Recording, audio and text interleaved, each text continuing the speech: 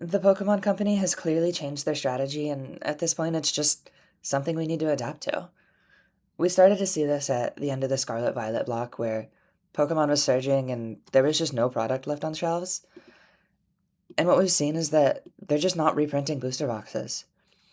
Destined Rivals was kind of the first example of this, where we had a set that was widely anticipated, and honestly, at release, there was a good amount of product. Going into it, it was like trading mid 300s, which at the time was honestly ridiculous for a new Pokemon set, MSRP of $160, by the way. But we saw the price continue to slowly drain out because there just wasn't demand to force it downward. And the question that should lead you to is, why not? What happened to the demand? And fundamentally, it's because people believed there would be reprints. It was a brand new set, and we know that sets are in rotation for 2 to 3 years from release, and it was widely successful, so why wouldn't there be reprints?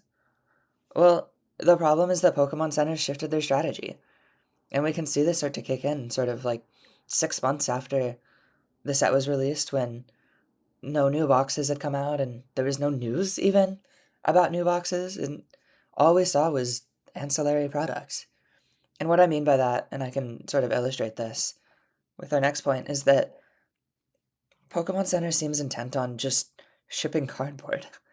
What I don't have is the answer to why. I couldn't tell you why Pokemon Center seems like they want to ship giant boxes of cardboard wrapped in cardboard with lenticular foils on top of paper, and I don't know. I can't answer that. But what we can see is that booster box reprints aren't happening. And what I'm not saying is that they'll never happen, because honestly, this is too, I don't know, there's too much meat here for Pokemon Center to not want to go for it. But we've seen a single printing of Destined Rivals, and it's been, are we at a year since release? Almost. And what we're going to see is we're going to see the exact same thing happen with early sets in the Mega Evolution block. Base sets traditionally aren't very popular, but what we saw with Mega is that it's probably the most popular base set we've ever seen.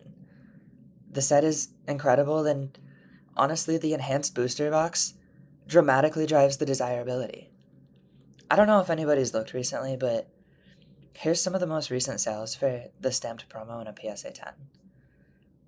$877 for a 10. And if we go to the current listings, that's all that we see. $800. And yes, the gem rate is extremely low. It's really, really hard to get a 10 for a card that was just stacked on top of a box. But that doesn't matter. And it's never mattered. It doesn't matter how rare the pulls are. It doesn't matter how hard it is to get a 10. All that matters is there's a chance. And the chance drives demand. We've already seen the price for this spike. But genuinely, this is just the beginning. If you look at the Destined Rivals curve, we're about here.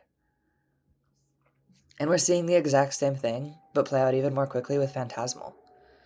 When the set was released, it's a bad set. It has one card.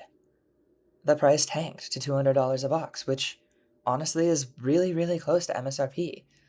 But as soon as we hit that 200, a couple months passed. We're almost at $350 a box. And we have a lot of runway to go. Destined Rivals has proven that. And what's going to happen is we're not going to get reprints. They might happen eventually, yes. I'm not saying we're never getting reprints, but we're never going to get them in the volume or the quantity or the cadence that will do anything to stop this trend. And what that tells us for future sets is if you can get your hands on a booster box, you should buy it, and you should not open it. If you want to rip packs, buy the premium collection. You get 8 packs for $50. These are not hard to find at your LGS. Nobody wants them. They're huge.